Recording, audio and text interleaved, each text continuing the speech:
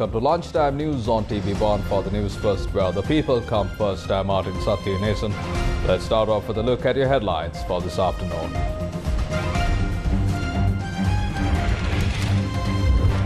A-level answer script evaluation in crisis again. Evaluators at Weimar Royal College withdraw from paper marking. මුදල් අපිට දැම්මා කියලා බැංකුවෙන් එන message එක ඇරෙන්න නැවත මාකින් ක්‍රියාවලියට අපි යන්නේ නැති බව කියා සිටිනවා. 472,000 students to sit for the O-level examination. Candidates asked to follow the instructions. Rajangane Saddaratanathero arrested for making statements that harm religious coexistence. Dominda Disanayaka clarifies fate of the country. හැමදාම බයින්නේ දේශපාලකයන්ට දැන් දේශපාලකයන්ද වැරද්ද නෑ දේශපාලකයෝ විතරක් නෙමෙයි අපි හැමෝගෙම තියෙන අඩුපාඩු නිසා තමයි අද අපි මේ දුක් විඳින්න වෙලා තියෙන්නේ. President Erdogan wins another 5 years at the Turkey presidential election. IPL Final, which was postponed due to rain, to be held today. On to those stories in detail. The 2022 GCE Ordinary Level Examination commenced at 8:30 a.m. on Monday. 472,553 applicants are sitting for the 2022 GCE Ordinary Level Examination. 394,450 of them are school applicants, while 78,103 are private candidates. 3,568 examination centres have been established across the island, while nearly 40,000 people have been deployed for exam duties. Many students arrived at the exam centres this morning. This was the situation at examination centres in Colombo.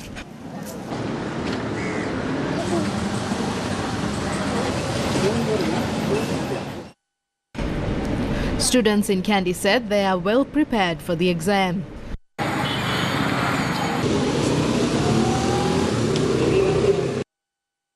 Students arrived at exam centres in Babula early this morning. This was the situation in Anuradhapura and Polonnaruwa districts.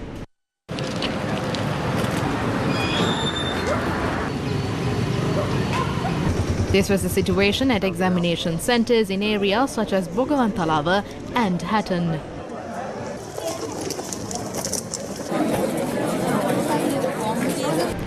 Students of many schools in Mathura arrived at examination centres to sit for the exam.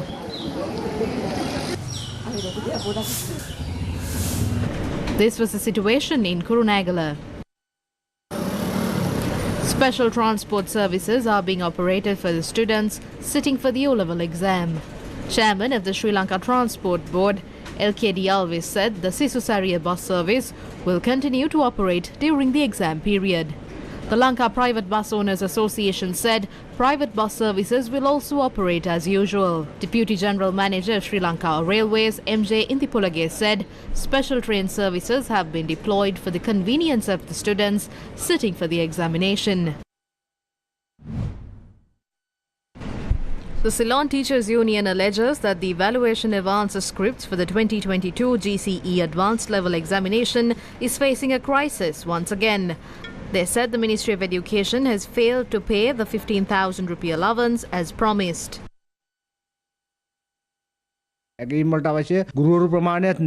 We started this without having the number of teachers required for paper marking. 19,500 was required, but we started evaluations with nearly 14,000.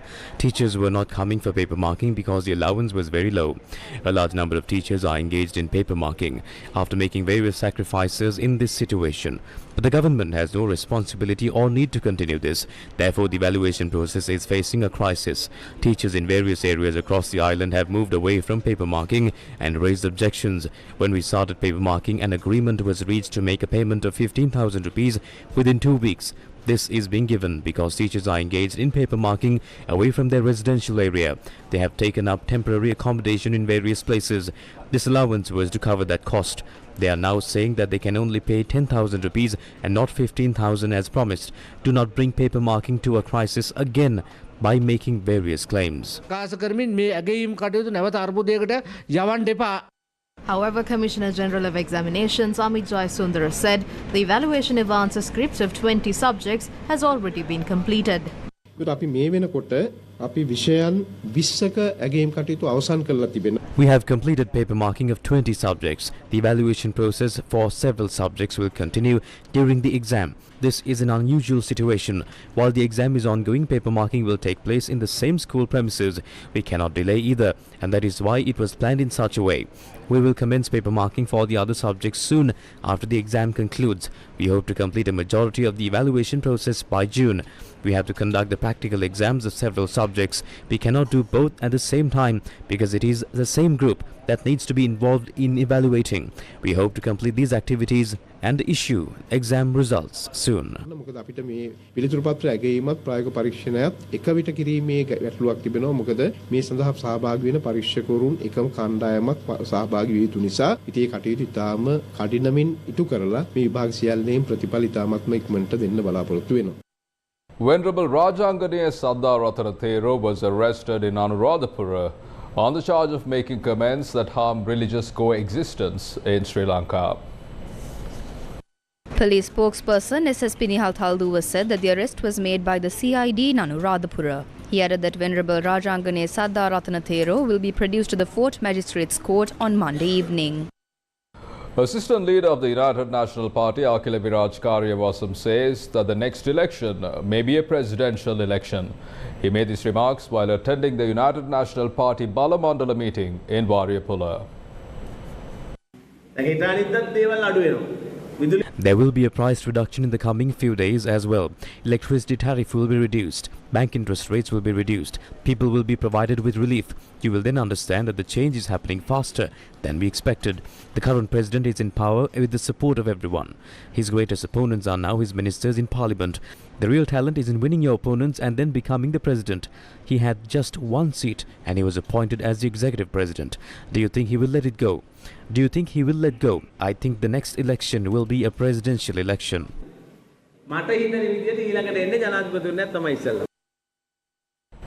The leader of the Jatika Jana Balavege, Anurakumara Disanayake, questioned how the country can be rescued by selling its assets and by borrowing more. Even after gaining independence 75 years ago, the country and the people are suffering. Does anyone believe that Ranil Wickremesinghe will rescue the country from the crisis? This crisis was created by Ranil Wickremesinghe.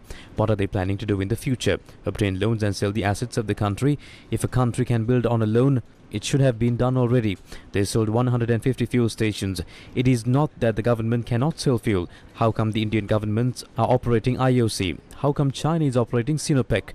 Now they have made plans to sell the hydropower plants by separating them into 4 zones. If the reservoirs do not provide water, the one who bought the power plant will have nothing.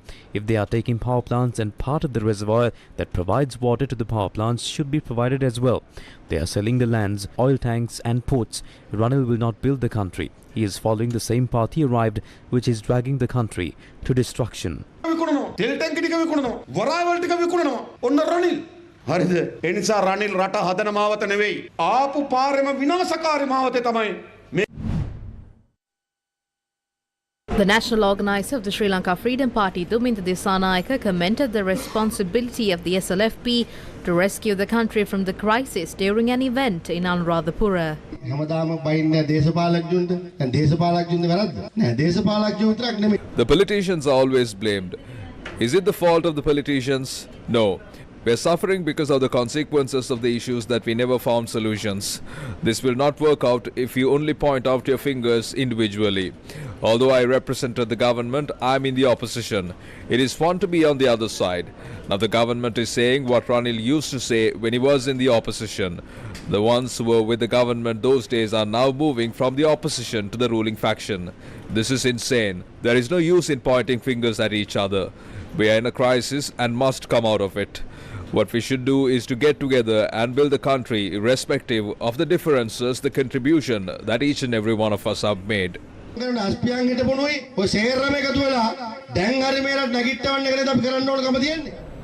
Director of the National Dengue Control Unit, Dr. Nali Nariratna, says that with the onset of monsoon in June, there is a risk of increase in dengue cases being reported.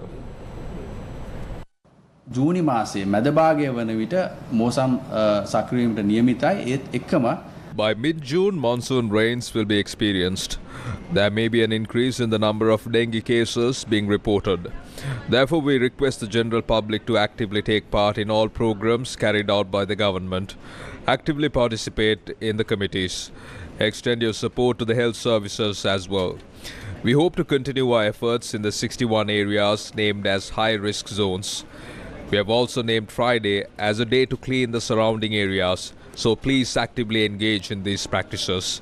We also request the general public to try to allocate some time to clean the places of worship on Sundays while the Sunday school classes are carried out. උනන්දුව දක්වලා අපි ඒ කටයුත්තත් කරන්න කියන ඉල්ලීම මේ අවස්ථාවේදී ඉල්ලා සිටිනවා. The farmers who failed to reap the expected harvest during the last few seasons due to the fuel and fertilizer crisis are still not hopeful that this season will be any better. Hathamuna Badumala Farmers Organisation, attached to the Min area farming community, commenced cultivation with many expectations. However, the farmers say the authorities have failed to provide the required fertilizer. Hopefully, the Minister of Agriculture understands that this paddy crop is 20 to 23 days old and now it has turned yellow. Unfortunately, these plants do not understand about the vouchers. The crops need the adequate amount of nutrition. That should be understood. They have been falsely informing that the vouchers will be provided in numerous occasions. Now it has been 25 days. What crops need is nutrition, not these vouchers. Meanwhile, the Ministry of Agriculture notes purchasing of special fertilizer is made mandatory through the vouchers provided to the farmers. Issuing an announcement, the ministry notes, based on the discretion of the farmers, the vouchers can be used to purchase either organic or chemical fertilizer. 10 billion rupees has been allocated to provide vouchers for 650,000 farmers. The Ministry of Agriculture noted farmers can purchase fertilizer using the vouchers at the agrarian centres and private sectors. Meanwhile, the local Surgical Gauze Manufacturers Association carried out a silent protest opposite the Medical Supplies Division. The Surgical Gauze Manufacturers Association protested against the decision taken to purchase surgical gauze from overseas suppliers under the spot purchasing system. They said that the local manufacturers have the capacity to produce surgical gauze to meet the local demand. The Governor of the Northwestern Province, Lanka Navy, says that he is fully committed to serve under his new role.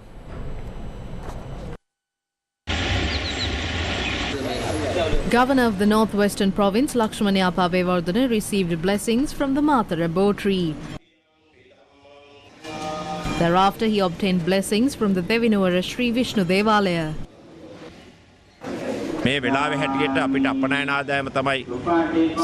Based on the present circumstance, our export income should be strengthened. Also, when it comes to ordinary level, the Northwestern Province is placed 8th.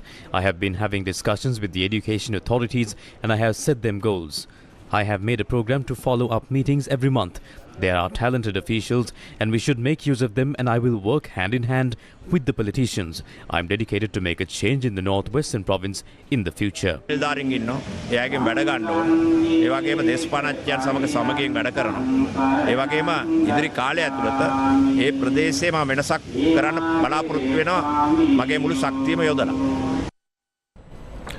A distressed ship, Papayanis 3, was repaired at the Hambantota International Port after it experienced a sudden engine failure on the high seas.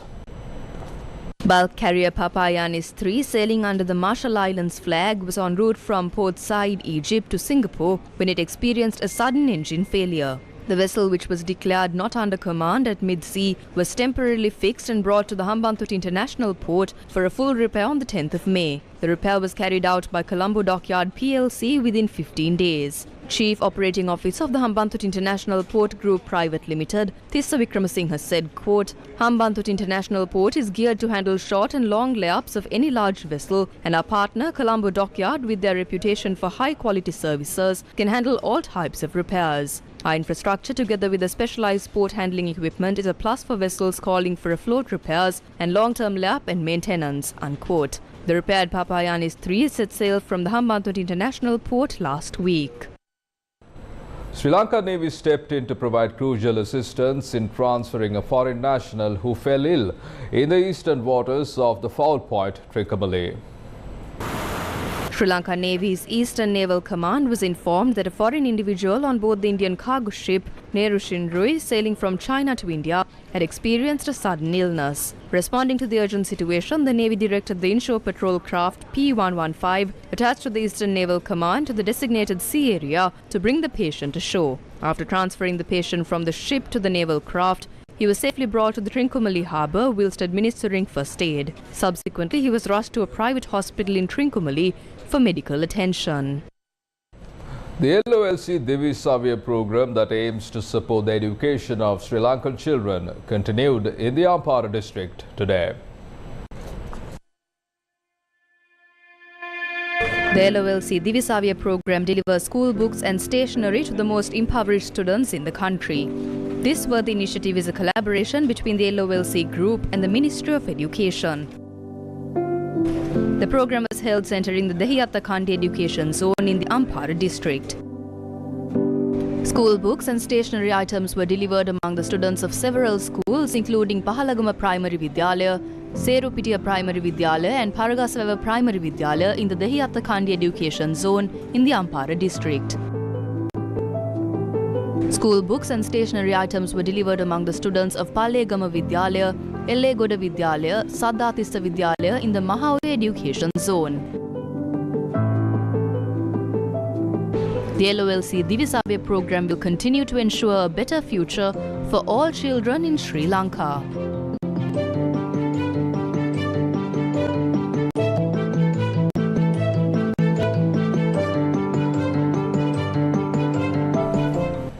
Former Sri Lankan lawmaker Ranjinrama commented to the media after appearing at the Gangodawila court. We wonder what was sold to operate at present. We are not properly aware of this. However, it is important that we secured the IMF package to rise up from bankruptcy. The people are no longer suffering in queues. However, the electricity tariff and prices of goods are extremely high.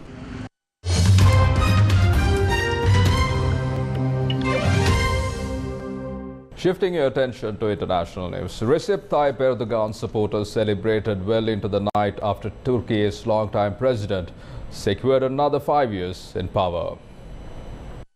Recep Tayyip Erdogan told cheering crowds outside his enormous palace on the edge of Ankara the entire nation of 85 million won. But his call for unity sounded hollow as he ridiculed his opponent Kemal Kılıçdaroğlu and took aim at a jailed Kurdish leader and pro-LGBT policies. The opposition leader did not explicitly concede victory. Complaining of the most unfair election in recent years, Kılıçdaroğlu said the president's political party had mobilized all the means of the state against him. President Erdogan ended with just over 52% of the vote based on near-complete unofficial results. Almost half the electorate in this deeply polarized country did not back his authoritarian vision of Turkey. Russia unleashed waves of airstrikes on Kyiv overnight in what officials said was the largest drone attack of the city. But crowds poured into the streets later on Sunday to celebrate the anniversary of the Ukrainian capital's founding. Ukrainian military said it had downed 58 of the 59 launched drones described by the Air Force as a record assault with Iranian-made kamikaze drones. President Volodymyr Zelensky said all 36 drones targeting Kyiv had been destroyed. The pre-dawn attacks came on the last Sunday of May when the capital celebrates Kyiv Day, the anniversary of its official founding 1,541 years ago. In his nightly address, Zelensky said, quote, "This is how Russia celebrates the day of our ancient Kyiv," unquote. In what also appears to be the first deadly attack on Kyiv in May and the 14th assault this month, falling debris killed a 41-year-old man while several other people were injured. Entire villages in Sudan's West Darfur region have been burnt to the ground by marauding militias, with aid agencies now warning the region is on the brink of a humanitarian catastrophe. Widespread looting and the destruction of vital infrastructure has left many with little to no access to food, clean water and medicine. A ceasefire between the army and the paramilitary rapid support forces has led to a lull in the violence around the Sudanese capital, Khartoum. But fighting has continued in Darfur, and as the conflict there enters its 7th week, the region appears to have plunged into chaos. Those unable to flee the war have been digging ditches around their neighborhoods and setting up barricades to keep out militia fighters who have been destroying everything in their path.